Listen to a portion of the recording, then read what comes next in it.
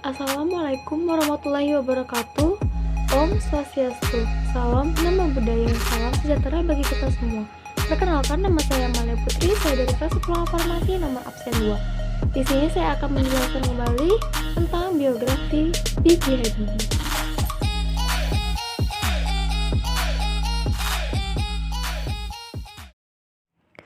Profesor Dr. Insinyur Haji Baharudin Yusuf Habibie adalah Presiden RI ketiga sekaligus Bapak Teknologi Indonesia yang lebih dikenal dunia dengan julukan Mr. Crack karena sejak ia menemukan rumus faktor Habibie. Selain itu, B.J. Habibie dikenal sebagai Bapak Demokrasi Indonesia. B.J. Habibie lahir pada tanggal 25 Juni 1936 di Parepare. Ayahnya seorang ahli pertanian dan ibunya seorang dokter spesialis mata. Habibie memiliki pribadi yang suka menyendiri saat kecil.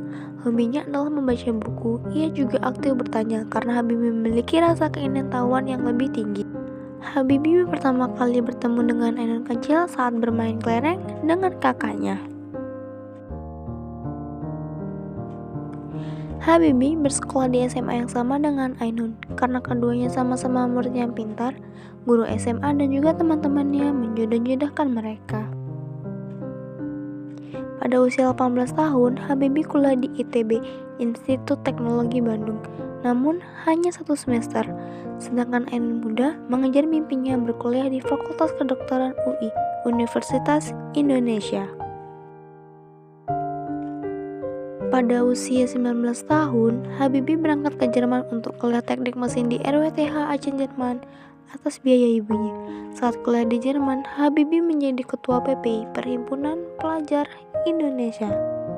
Pada usia 24 tahun, Habibie lulus S1 dan ia melanjutkan pendidikan hingga menuju S3. 1 tahun kemudian, ia harus kembali ke Indonesia untuk menikahi Ainun di Bandung. Mereka kemudian menetap di Jerman. Habibie dan Ainun dikaruniai 2 orang putra yang bernama Ilham dan Tarik. Kemudian di usia 28 tahun, Habibie lulus S3 dari RWTH Aachen dengan predikat summa cum laude. Di usia 31 tahun, Habibie mendapat gelar guru besar di ITB, Institut Teknologi Bandung. Setelah lulus, Habibie bekerja di Jerman sebagai kepala penelitian dan direktur teknologi di MBB. Pada usia 37 tahun atau 1973, Habibie kembali ke Indonesia atas Presiden Soeharto. Selang 1 tahun kemudian, ia menjadi penasehat Dirut pertamanya. Pada usia 40 tahun, Habibie menjadi Dirut IPTN dan 7 tahun kemudian Habibie menjadi Ristek Republik Indonesia. Tepat pada usia 50 tahun 1986, Habibie memulai proyek pesawat N250 di Bandung. 2 tahun kemudian, Habibie diangkat menjadi Menteri Ristek untuk kedua kalinya. Hingga tahun 1992, ia memiliki lebih dari 45 paten, dan di tahun yang sama, Habibie mendapat penghargaan Theodor von Karman. Pada tahun 1993, Habibie diangkat kembali menjadi Ristek untuk ketiga kalinya.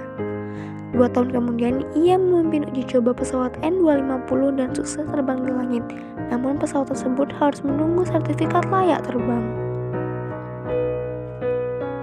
Pada usia 62, tepat tahun 1998, ia terpaksa harus menghentikan proyek N250 karena krisis moneter. Di tahun yang sama pula, Habibie menjadi Wakil Presiden Republik Indonesia. Tak lama kemudian, Soeharto mengumumkan pengunduran diri dari Istana Merdeka, sehingga Habibie harus menggantikan Soeharto menjadi Presiden Republik Indonesia. Pada tahun 1999, ia mengesahkan Undang-Undang Kebebasan Pers dan Otonomi Daerah. Di tahun yang sama pula, Timur Timur lepas dari Indonesia. Akhirnya, Habibie harus turun dari jabatan presiden. B.J. Habibie menjadi Presiden Republik Indonesia dengan masa terpendek, yaitu 1 tahun 4 bulan. Pada tahun 2010, Ainun meninggal setelah berjuang melawan kanker ovarium stadium 4. Habibie sempat menderita penyakit psikopatik melegan, suatu kondisi yang disebabkan oleh rasa sakit kehilangan orang kekasih. Salah satu solusi atau obat yang Habibie pilih ialah menulis buku diary. Pada tahun 2012, kisah cintanya difilmkan dengan berjudul Habibie dan Ainun, yang sukses diperankan oleh Reza Rahadian dan Bunga Citra Lestari.